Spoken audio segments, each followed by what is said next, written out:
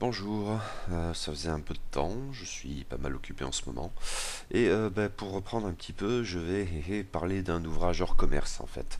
Il s'agit du Guide géographique des otaku de Julie Proust-Tanguy, qui est paru alors au Mouton électrique, même si en fait ça n'apparaît jamais dessus. C'est une petite brochure de 32 pages qui accompagnait en fait le financement participatif de l'ouvrage Japon, panorama de l'imaginaire japonais, qui lui a par contre un petit peu de retard, mais le guide a d'ores et déjà été livré. Ce qui suit ne va peut-être pas constituer une chronique à proprement parler, car l'ouvrage en question ne s'y prête probablement pas trop, outre que je ne suis sans doute pas le lecteur le plus pertinent pour en causer. Bon, tentons quand même d'en dire quelques mots. Le guide géographique des otaku est un bonus exclusif du financement participatif de Japon Panorama de l'imaginaire japonais aux moutons électriques, ouvrage très alléchant mais qui a pris un peu de retard. Les deux sont dus à la même autrice, Judy Proust-Tanguy, mais histoire de patienter, le temps que le gros machin arrive, le dit petit bouquin bonus a d'ores et déjà été livré aux participants du crowdfunding, ainsi qu'un assez joli portfolio. Il n'y a pas eu 30 prix sur la marchandise, notamment concernant la pagination. 32 pages, hop, ça avait été annoncé. Mais j'avais dû me faire des idées sans fondement, aussi mon premier contact avec ce guide géographique des otaku a-t-il été un peu perplexe. Parce que, pour dire les choses, et pagination mise à part, ça me fait l'effet d'être un peu cheap, cette brochure agrafée avec une couverture qui bave un chouïa. Souci d'impression qui heureusement n'affecte pas les nombreuses photographies intérieures, globalement intéressantes. Bizarrement, connaissant le caractère touristique affiché de ce supplément, je m'attendais aussi à un format davantage adapté, du genre qui tient dans la poche, et qui peut ainsi nous suivre dans mille et une excursions. Mais c'est sans doute un préconçu de ma part. Par contre, oui, je crois qu'il faut y insister. L'approche est clairement touristique. Le titre pourrait peut-être induire en erreur à cet égard. Le texte va à l'essentiel, au point parfois de l'hermétisme, j'ai l'impression, et la très brève description des endroits à visiter cède bientôt la place à des informations pratiques. Comment s'y rendre, horaire, voire période d'ouverture, tarifs, dispositions particulières. Aussi n'est-ce guère une lecture à propos dans l'absolu. C'est vraiment un outil à consulter lors d'un séjour au Japon, et un séjour qui laisse le temps de flâner, de se cultiver, de s'amuser, en suivant un circuit ou en picorant dans les destinations proposées. J'en prends bonne note, et si, un jour, par miracle, je parviens à me rendre là-bas, nul doute que je prendrai soin de me munir de cette brochure, au cas où. Mais en admettant que je ne suis probablement pas le cœur de cible de cette publication. Un guide pour otaku, donc? Le terme en lui-même est passablement problématique. Le parcours de l'expression est assez bizarre. De la politesse marquée originelle, votre maison, une manière d'exprimer le vouvoiement pour faire simple, à l'affirmation d'une identité culturelle propre et en tant que telle aussi valable qu'une autre, en passant par la condescendance bourgeoise pour ce qui ne pouvait être qu'un amas peu ragoûtant de sous-culture nécessairement anticulturelle, et même la psychiatrisation un brin angoissée du fait de la confusion parfois ou souvent entretenue entre cette notion et celle de hikikomori. L'otaku ici n'a cependant guère ses ambiguïtés, c'est le seul versant moderne positif qui est ici retenu. L'otaku, c'est le fan de manga, d'anime, éventuellement de jeux vidéo, ou d'autres choses encore plus ou moins dérivées, plus ou moins marketées, des dramas aux figurines en passant peut-être même par les idoles de la J-pop. Et je ne suis probablement pas un otaku sous cet angle. Le titre annonçant la couleur, je ne peux certainement pas critiquer ce guide pour cette raison, à l'évidence.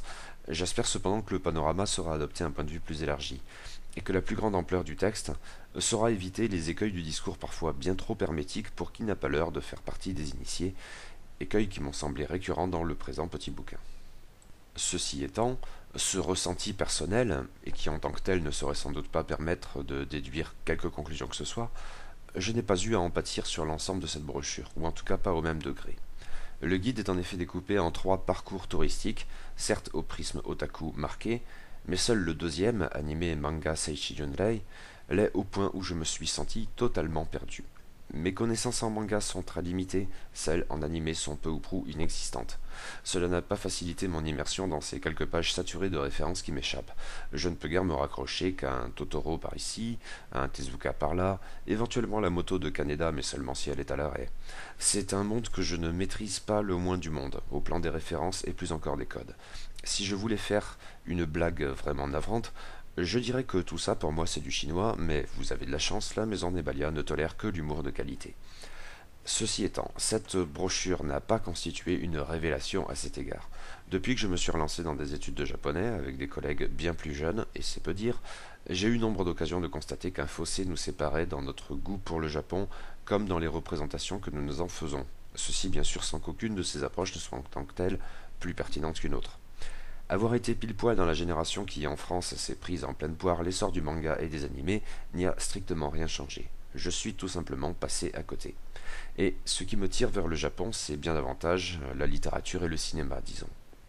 Mais heureusement, je me suis davantage retrouvé dans les deux autres circuits proposés, même si le prisme otaku y demeure essentiel. Le premier s'intitule Dans les pas des yokai et des kami. On y touche davantage à la culture japonaise traditionnelle, mais ne pas s'y tromper, au pays des kitsune comme des kappa ou des tanuki, ces bestioles prennent probablement davantage de place que les divinités, nous avons des guides. Des Mizuki, bien sûr, des Miyazaki, des Takahata, de bons guides assurément, mais qui biaisent sans doute un peu les représentations. Les yokai que nous traquons dans ces destinations touristiques ont sans doute une longue histoire ancrée dans le folklore et dans la foi, mais très concrètement pour le touriste muni de cette brochure, ils sont depuis pas mal de temps passés au travers du filtre du manga et de l'anime. Davantage à vrai dire que d'autres supports dans la littérature, mais j'ai peut-être un réflexe pavlovien qui m'oblige à penser à Kutagawa quand je lis Kappa, un comportement qui n'a sans doute pas lieu d'être. Ce qui m'intrigue un peu par contre dès ce premier circuit, c'est le mélange des registres. Les sites proposés à la visite de l'otaku, curieux, relèvent autant du sacré que du parc d'attractions, avec entre les deux la promenade méditative et la frénésie d'achat de babioles dans les boutiques associées.